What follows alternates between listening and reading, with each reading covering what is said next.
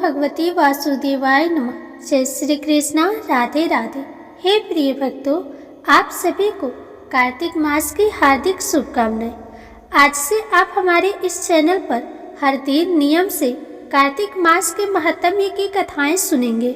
और आज की कथा प्रारंभ करने से पहले मैं आपको कार्तिक मास में की जाने वाली पूजा पाठ और कार्तिक स्नान के बारे में थोड़ी सी जानकारी देना चाहती हूँ। हमारे हिंदू धर्म में कार्तिक मास को बहुत ही पवित्र और शुभ माना जाता है। हिंदू पंचांग के अनुसार कार्तिक का महीना 8वां महीना होता है और इस पूरे महीने में धर्म, कर्म, जप, तप, व्रत, पूजा पाठ, स्नान, ध्यान और दान आदि करने से कई गुना पुण्य की प्राप्ति होती है। पूरे महीने ब्रह्म मुहूर्त में उठकर स्नान किया जाता है। संभव हो तो पवित्र नदियों में स्नान करना चाहिए, नहीं तो नहाने के पानी में ही गंगा जल मिलाकर स्नान किया जाता है। कार्तिक के महीने में सुबह 4:30 बजे से 5:30 बजे के बीच में उठकर स्नान करना शुभ रहता है। इसी समय आप सूर्य देवता को जल भी अर्पित कर सकते हैं। पूरे ही महीने में तुलसी जी की पूजा भी करनी चाहिए। जिस घर में कार्तिक के महीने में तुलसी जी की पूजा होती है वहाँ कभी अकाल मृत्यु नहीं होती, वहाँ कभी समस्याएं नहीं आती, आर्थिक तंगी नहीं होती और हर प्रकार की सुख समृद्धि का भंडार वहाँ पर पूरे वर्ष भरा रहता है। कार्तिक के पूरे महीने में भगवान श्री विष्णु की और भगवान श्री कृष्ण की पूजा की जाती है। इस पूरे महीने में व्रत दान, तुलसी जी का विवाह, दीपदान और गंगा जी में स्नान करने से कई गुना पुण्य की प्राप्ति होती है। साथ ही इस महीने में किया गया दान कभी व्यर्थ नहीं जाता। इस महीने में छोटे से छोटा दान भी कई गुना पुण्य की प्राप्ति कराने वाला होता है। कार्तिक के महीने में ही तारा भोजन भी किया जाता है, यानी कि जो लोग उपवास रखते हैं। कुछ लोग ऐसे होते हैं जो पूरे कार्तिक के महीने में एक समय भोजन करते हैं। वह शाम की पूजा करने के बाद तारा की छांव में ही शुद्ध सात्विक भोजन कर लेते हैं।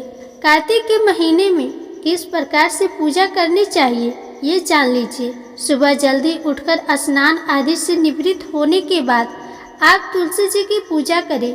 तुलसी जी के पौधे में नियमित रूप से जल अर्पित करें। कुछ विशेष दिनों को छोड़कर, जैसे कि रविवार, एकादशी या ग्रहण वाले दिनों को छोड़कर आप तुलसी जी के पौधे में जल अर्पित करके दीपदान कर सकते हैं। रविवार और एकादशी को जल अर्पित ना करके केवल दीपदान भी किया जा सकता है। परिक्रमा करनी चाहिए। कार्तिक मास महात्म्य का पाठ रोज पढ़ना या सुनना चाहिए। पूजा करते समय भगवान विष्णु की पूजा करें। अपने सभी आराध्य देवी देवताओं की पूजा करें। धूप दीप जलाएं और एक दीपक आपको अपने घर के मुख्य द्वार पर भी जलाना चाहिए। कार्तिक के महीने में जो लोग तारा पूजन करते हैं उन्हें पूरे दिन निराहार रहकर व्रत रखना चाहिए और शाम के समय तारों की अर्घ्य देने के बाद ही तारों के नीचे बैठकर शुद्ध सात्विक भोजन करना चाहिए। इस पूरे महीने में अपने सामर्थ्य के अनुसार ब्राह्मणों को भोजन कराकर उन्हें दान दक्षिणा देकर संतुष्ट किया जाता है। और कार्तिक मास के अंतिम दिन यानी कार्तिक पूर्णिमा के दिन व्रत का उद्यापन किया जाता है। जो लोग पूरे महीने उपवास ना रख पाए वे इस महीने में पड़ने वाले विशेष दिनों में भी उपवास रख सकते हैं। कार्तिक मास की पूर्णिमा या अमावस्या को भी आप उपवास करके अंतिम दिनों में व्रत का उद्यापन कर सकते हैं। उद्यापन वाले दिन आपको 5-5 की मात्रा में कोई भी सामग्री का दान करना चाहिए, जैसे कि आप 5 घड़े, 5 सुराही, 5 वस्त्र, 5 तरह के फल, 5 तरह के अनाज, इन सब का दान किसी योग्य ब्राह्मण को दे सकते हैं। साथ ही आपको ब्राह्मणी के लिए भी उनकी जो भी पहनने की साड़ी या सूट वगैरह हो वो उनको आपको दान में देना चाहिए। दान दक्षिणा देकर अंतिम दिन आप व्रत का उद्यापन कर सकते हैं। कार्तिक मास के नियमों का पालन करने वाले भक्तों को सुबह ब्रह्म मुहूर्त में उठकर ताजे या गुनगुने पानी से आप अपने स्वास्थ्य के अनुसार स्नान कर सकते हैं। तुलसी जी की पूजा करनी चाहिए। धूप दीप जलाकर आपको विधि विधान से आराध्य देवी देवताओं की पूजा करनी चाहिए। पूरे महीने में हो सके तो धरती पर ही बिस्तर लगाकर सोना चाहिए। ताला भुना मांसाहारी लहसुन प्याज लौकी गाजर दो मुहे दाल का सेवन नहीं करना चाहिए। नशा झूठ चोरी पाप से दूर रहना चाहिए। कार्तिक मास के नियमों का पालन करने वाले भक्तों को पूरे महीने में सिर्फ एक दिन को छोड़कर शरीर में तेल लगाना वर्जित माना गया है। केवल नरक चतुर्थी के दिन यानी छोटी दिवाली के दिन शरीर पर तेल लगाकर स्नान किया जाता है।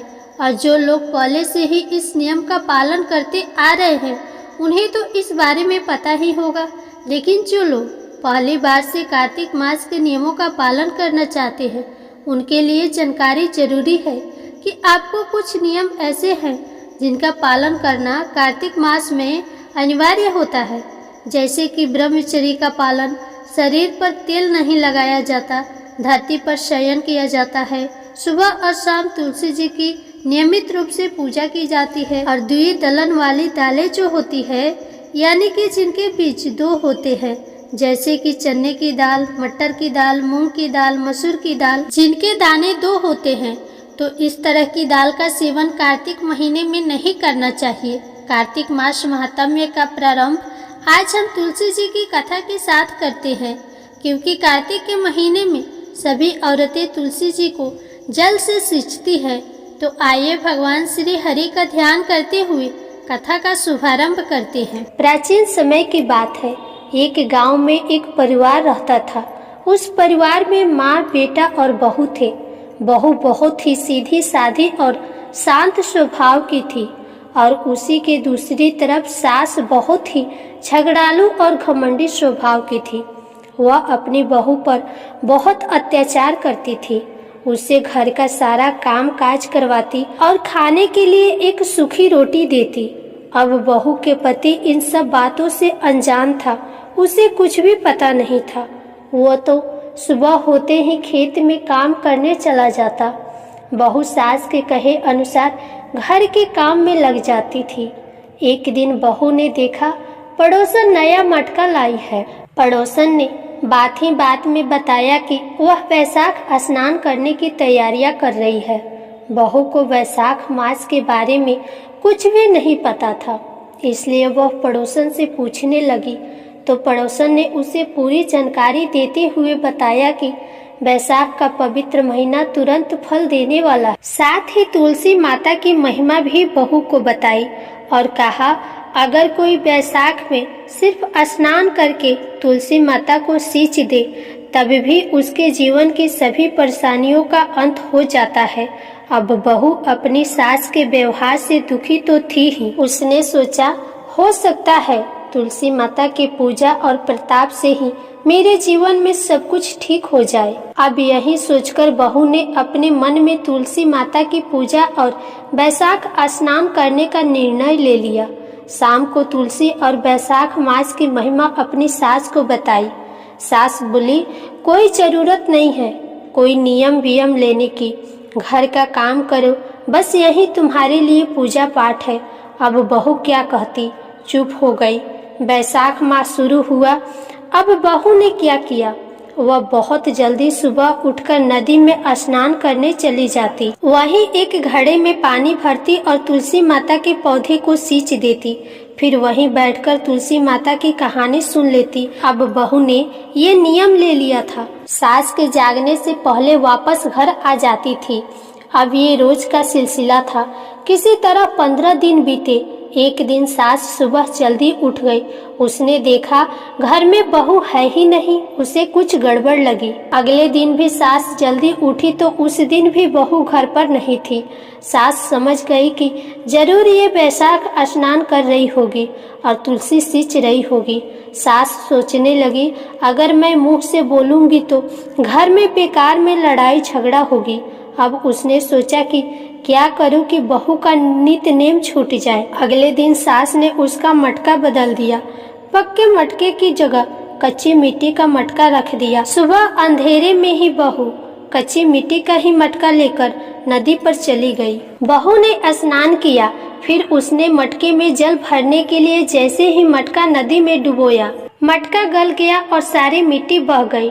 अब बहू यह देखकर रोने लगी। वो तुलसी माता के पास जाकर रोने लगी और रोते रोते बोली, हे तुलसी माता, आज मेरा नियम टूट गया, मुझे क्षमा कर दीजिए। तुलसी माता उसके सामने साक्षात रूप में प्रकट हुई और बोली, आज तुमने जल के स्थान पर अपने आंसुओं से मुझे सींचा है, तुम्हारा नियम पूरा हुआ। बहू ने कहा, माता, मैं कल जल कैसे लेकर आऊंगी? अगर मेरी सास को यह पता चला कि मैंने मटका नदी में बहा दिया है तो वह तो बहुत गुस्सा करेंगी। तुलसी माता ने उसे एक मटका दिया, जिसे लेकर वह खुशी खुशी घर आ गई। सास ने देखा तो वह मटका सोने का था। अब सास के पूछने पर बहू ने सारी बात सच सच बता दी। सास अंदर से तो बहुत खुश थी, पर बाहर से नाटक करते हुए बोले, अगर सोने के मटके में जल लेकर जाओगी तो गांव वाले इसको छीन लेंगे। तुम कल फिर जाकर अपने तुलसी माता के आगे रोना धोना, दूसरा मटका मांग लेना। अब बहू बहुत सीधी साधी थी, उसको तो कुछ ऐसा था ही नहीं। वो अगले दिन तुलसी माता के पास जाकर फिर से रोने लगी। तुलसी माता के पूछने पर उसने सारी बात बता दी। तब तुलसी माता ने उसे चांदी का मटका दिया। बहू चांदी का मटका लेकर खुशी खुशी घर आ गई, लेकिन उसकी सास ने उसको भी रख लिया और अपनी बहू से फिर अगले दिन रोने को कहा। बहू सास के डर से कुछ बोली नहीं। फिर अगले दिन तुलसी माता के पास जाके बैठ गई और फिर उसे रोने लगी। तुलसी माता ने आकर सारा बात पूछा तो उसने रोते रोते सारी बात बता दी। अब तुलसी माता ने कहा, तेरे सास का लालच कभी खत्म नहीं होगा, तू आज मिट्टी का मटका ले जा।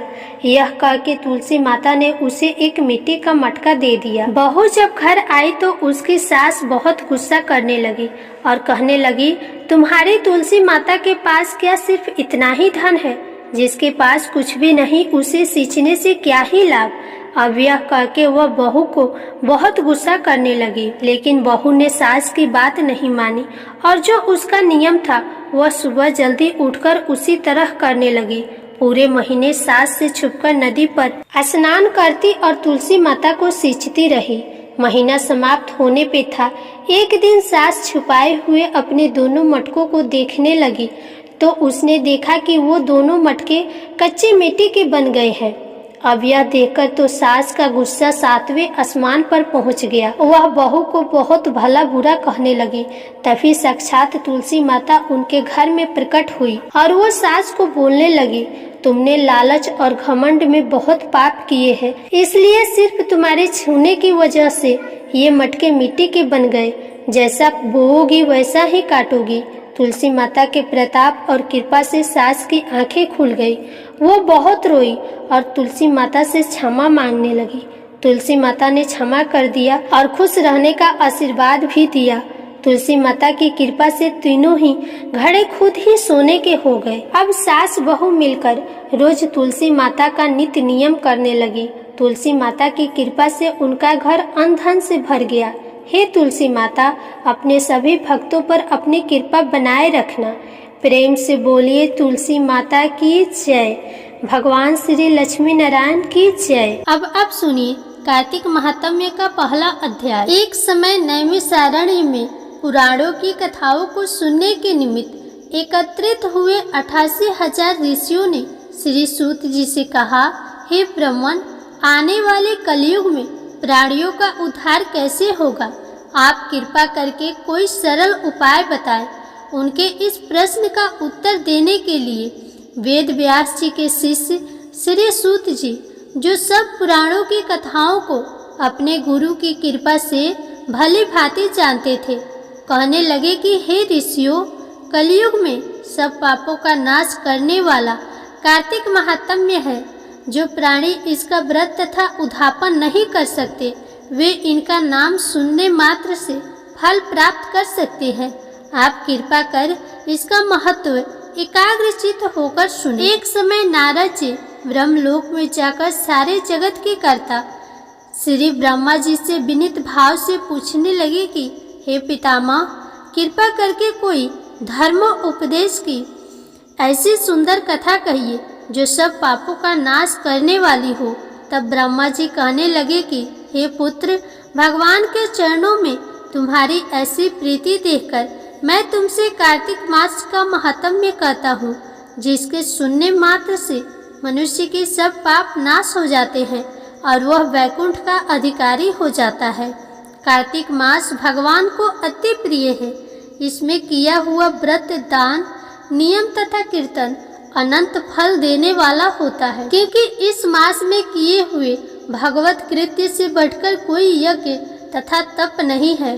अतः सारे संसार की भलाई के लिए तुमने अति सुंदर प्रश्न किया है। मैं इस कथा को तुमसे कहता हूँ, तुम सावधान होकर इसकी विधि सुनो। बढ़ती मनुष्य प्रातः काल ब्रह्म मुहूर्त में लगभग 4 बजे उठकर शौच आदि से निवृत्त होकर 12 अंगुल लंबी सुगंधित वृक्ष की दातुन करे, परंतु श्राद्ध के दिन, सूर्य तथा चंद्र ग्रहण के दिन, एकम, अमावस, नवमी, छठ, एकादशी तथा रविवार को दातुन न करे। जिस दिन दातुन न करनी हो उस दिन पानी से 12 कुल्ले करके मुंह को खूब अच्छी तरह से साफ कर लेवे।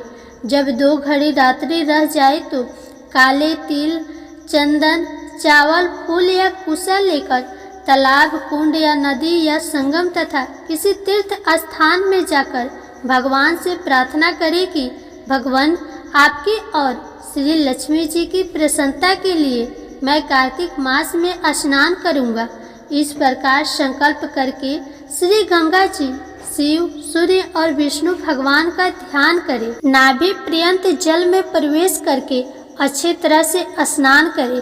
फिर जल से बाहर आकर देवता, ऋषि और पितरों का तर्पण करें। स्नान के पश्चात बकरी तथा भेड़ की धूलि से बचना चाहिए तथा छींक, थूक, कुत्ता, कौवा, ऊंट, उल्लू, शुकर का स्पर्श ना करे। इनसे छू जाए तो फिर स्नान करना चाहिए। असत्य तथा नीच वार्ता नहीं करनी चाहिए। इसके पश्चात षोडशो उपचार विधि से भगवान का पूजन करें। भगवान को अर्घ्य देवे और प्रार्थना करे कि भगवान श्री राधा सहित मेरे इस अर्घ्य को ग्रहण करे। इस प्रकार प्रार्थना करके 16 चीजें, आवाहन, स्नान, पुष्प, तांबूल, पाद्य, वस्त्र, धूप, पुंगी फल, अर्घ्य, चंदन, दीप, दक्षिणा, आचमन, अक्षत, नैवेद्य, नमस्कार भगवान की मूर्ति को अर्पण करके तुलसी मंजरी से भगवान का पूजन करना चाहिए।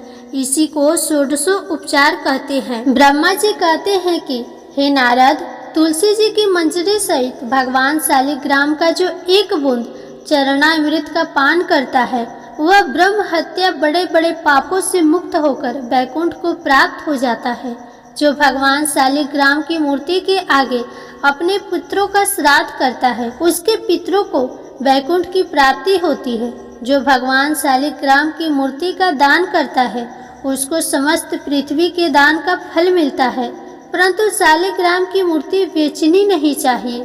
विष्णु का पूजन शंख के जल से और शिव का विप्लव पत्रों से, सूर्य का तुलसी से, गणेश जी का धतूरे के पुष्पों से तथा विष्णु का केतली के पुष्पों से, शिव का कनेर या कमल को छोड़कर किसी अन्य लाल पुष्प से पूजन नहीं करना चाहिए। जो श्री विष्णु का पूजन कमल के पुष्पों, लक्ष्मी जी का मालती और चंपा के पुष्पों से करता है वह भगवान की परम पद को प्राप्त हो जाता है। जो भगवान की अति प्रिय तुलसी जी से पूजा करता है उसकी महिमा कोई भी नहीं कर सकता। वह कभी माता के गर्भ में नहीं आता। तुलसी माला धारण किए मंजरी युक्त जिसकी मृत्यु हो जाए वह सीधा बिना किसी बाधा के वैकुंठ धाम को जाता है। तुलसी की छाया में पितरों का श्राद्ध करने से पितरों की अक्षय तृप्ति होती है। तुलसी का सिंचन गंगा, यमुना तथा नर्मदी के स्नान के तुल्य हो जाता है। तुलसी का वृक्ष लगाने, सींचने और स्पर्श करने से मनुष्य की काया, वाचा और मनसा तीनों प्रकार के पाप नाश हो जाते हैं। इस प्रकार कार्तिक का व्रत रखने वाला शांत चित्त से तुलसी का पूजन, दक्षिणा और नमस्कार करके हाथ जोड़कर प्रार्थना करे कि हे हरि प्रिय, देवताओं ने तुमको बनाया है, मुनीश्वरों ने तुम्हारा पूजन किया है और मैं आपको नमस्कार करता हूँ। इस प्रकार प्रार्थना करे। जो मनुष्य आंवले के पत्ते और फूलों से भगवान का पूजन करता है तथा आंवले के वृक्ष के नीचे बैठकर भगवान का पूजन करता है, उसको सोने के फल और पुष्पों जैसा फल प्राप्त होता है। जो मनुष्य द्वादशी को तुलसी तथा आंवले के पत्तों को तोड़ता है वह घोर नरक में जाता है। जो मनुष्य कार्तिक मास में आंवले के फल, तुलसी और गोपी चंदन की माला धारण करता है वह जीवन मुक्त हो जाता है। इस प्रकार व्रती पुरुष भोजन करके चंदन, पुष्प, पान और दक्षिणा से ब्राह्मणों को प्रसन्न करे, सारे मास भूमि पर शयन करे, ब्रह्मचर्य का पालन करे, पत्तल में एक समय भोजन करे, मौन व्रत धारण करे, वह शूरवीर और कांतिमान होता है। जो एक समय भोजन करता है वह भी आंवले के नीचे बैठकर उसके 1 वर्ष के पाप नष्ट हो जाते हैं। व्रती मनुष्य को शहद, कांजी, दाल, तेल, कच्चा भोजन, दूसरे का अन्न तथा किसी प्रकार का तामसिक भोजन तथा बुरे नामे वाली वस्तु का भोजन नहीं करना चाहिए। रविवार को आंवला न खाए, देव, वेद, गौ और ब्राह्मण की निंदा न करे, मांस आदि का सेवन न करे। अब सब प्रकार के मांस कहते हैं मिट्टी में उत्पन्न हुए नमक, मसूर, बासी भोजन, तांबे के पात्र में डाला हुआ दूध आदि केवल अपने लिए ही पकाया हुआ भोजन, यह सब मांस के बराबर होते हैं। लहसुन, प्याज, पृथ्वी का फूल गोभी आदि, मूली, गाजर, जंगली घिया, बैगन, पेठा दोबारा पकाया हुआ भोजन नहीं खाना चाहिए। रजस्वला स्त्री, मलेच्छ, पतित, पाखंडित आदि से वार्तालाप नहीं करना चाहिए। इन तिथियों में इन एक चीजों का भोजन नहीं करना चाहिए। एकम को पेठा, द्विज को बैगन, तीज को पृथ्वी का फूल, चौथ को मूली, पंचमी का बेल फल, छठ को कलिंदा, सप्तमी को आंवला, अष्टमी को नारियल, नवमी को जंगली घिया, दशमी को परमल, एकादशी को बेर, द्वादशी को मसूर, त्रयोदशी को पान, चतुर्दशी अथवा अमावस्या और पूर्णमासी को नारी का साग नहीं खाना चाहिए। हे प्रिय भक्तों, इस प्रकार कार्तिक महात्म्य का पहला अध्याय समाप्त हुआ। इससे आगे का वृतांत आने वाले अगले अध्याय में सुनेंगे।